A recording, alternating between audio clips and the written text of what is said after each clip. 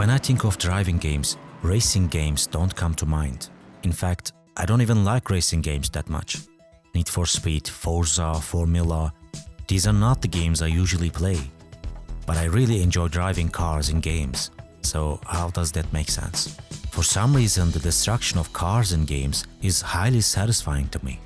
In fact, I can say that the only reason I play driving games is because of this, the cars being able to deform. I don't care about racing against other cars at all. Usually, the better the cars break apart, the better the game is for me. If a driving game doesn't allow cars to deform, it doesn't interest me much. I don't know if there are other people like me, but my friends say they have never thought about this. They don't see the ability to wreck a car as an essential element of a racing game. And yes, racing games. There's no such a thing as a car game really, there are racing games. The core of this genre is racing, not crashing cars or destroying them. However, as someone so interested in cars, racing doesn't interest me at all. Whenever I drive a car in a game, I immediately check if the cars can deform, and I constantly drive by crashing into things. This might sound strange, and I don't know why I do it either. By the way, I'm not talking about seeing real-life cars being wrecked. This is something that only happens in games. What I'm talking about also includes the destruction of the environment and objects. This makes the game feel more immersive to me. Having destructible objects like in Just Cause is a big plus, but the most important thing is the cars being able to break apart.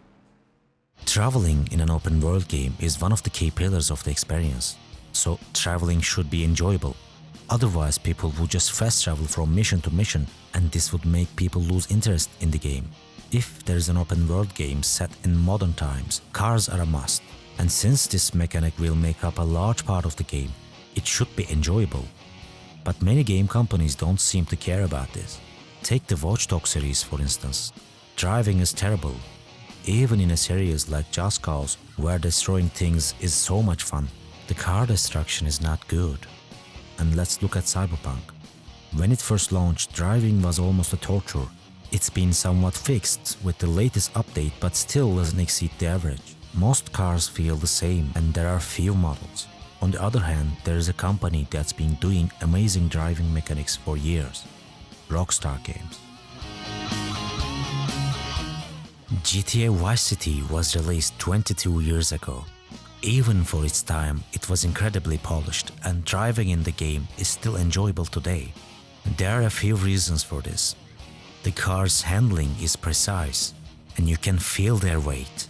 Every car has its own character and their interaction with the environment is excellent. I honestly prefer the car mechanics in this game over many others. Even when I play it now, I see that Rockstar Games did an excellent job. GTA 3, Vice City and San Andreas have more or less the same driving mechanics, and all of them are great. But after these games, I think Rockstar made their second best game ever, GTA 4.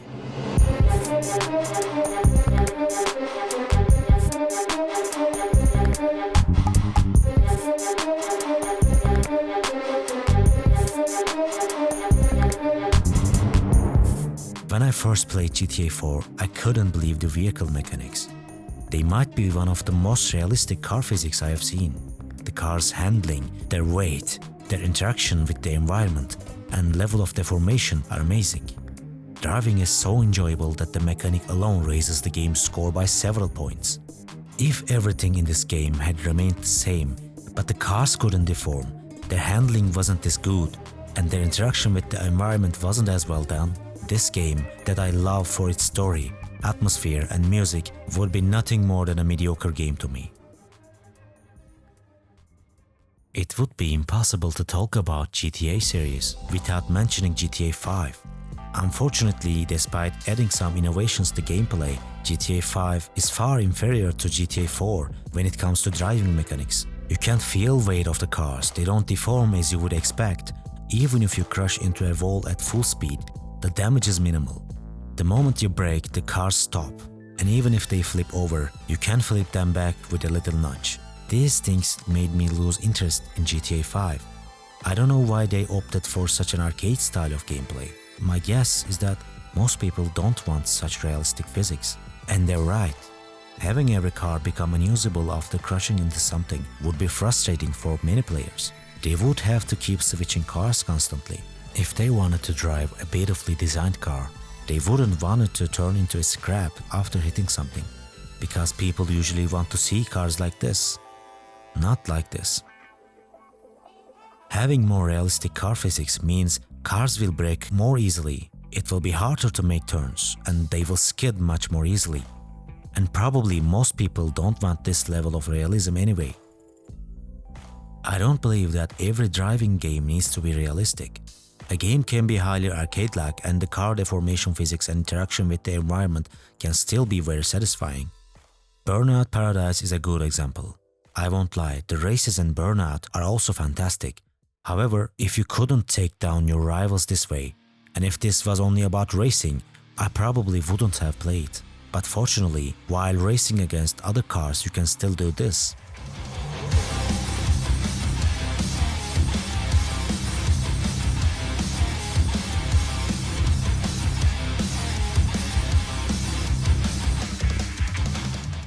The game's physics aren't very realistic. It's hard for cars to flip over, and compared to GTA 5, the gameplay is much more arcade. But the car crashes are extremely satisfying. Burnout gives you a sense of freedom and the joy of beating all your rivals in an open world, which is why I had to include it in this video. However, when I think of a car destruction game, the first one that comes to mind is actually Flatout. I love Flatout series, especially Flatout 2. The racing is fun, the music is great, and of course, there's this. Yes, one of the game modes in this game is just about smashing each other's cars. In the derby mode, you choose a car, dive into the arena, and try to destroy the other cars. The last one standing wins the game. This is the perfect game for me. It's so satisfying to grab a semi-truck or a school bus and dive into the chaos, or to smash into others with this Batmobile-looking car. But my favorite vehicle to use in this game is this one. It's both fast and strong, and driving it is incredibly fun. My favorite thing to do in the game is to start a circuit race, pick canyon, drive in the opposite direction, and crash head-on into my opponent. As I mentioned before, I love driving games, but I don't care about racing. I'm really curious if there are others like me who care about these mechanics as much as I do. Before ending the video, there is one more game I want to talk about. The game with the most realistic car physics ever made. Beaming Drive. In fact, calling it a full game might be a bit inaccurate. It's more of a car crash simulation. Cars deform almost exactly as they would in real life. This makes the crashes incredible, of course. You can easily find out what would happen if you crashed into a wall at full speed in this game.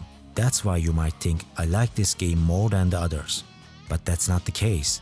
This level of realism is too much for a game. Even the smallest bump into something causes significant damage to the car. Or if you crash into something at low speeds, the car can become unusable. But as you can see, the fact that the car physics are so realistic doesn't necessarily make it a great game. Because after a crash in this game, it's almost impossible to use the car again. You could say they are one-time use vehicles. That's why vehicle physics need to be somewhere between realistic and arcade-like. And the game that does this best, in my opinion, is GTA 4. All the games I have mentioned excel in different areas. For example, the races in Burnout are great. Smashing into cars in Flatout derby mode is incredibly fun. The level of car deformation in Beaming Drive is phenomenal. These games are amazing in their own ways. And if you were to combine all of them into the ultimate game, I believe the answer would be GTA 4. In conclusion, driving games are about more than just racing for some of us. It's the freedom to crash, the excitement of destruction, and the immersion that well-crafted vehicle mechanics bring to the table. Whether you prefer realistic car physics or arcade-style action, the joy of driving in games comes in many forms. For me, GTA 4 hits the perfect balance. What about you? What do you think is the best driving game with the best driving mechanics? Let me know in the comments, and thanks for watching.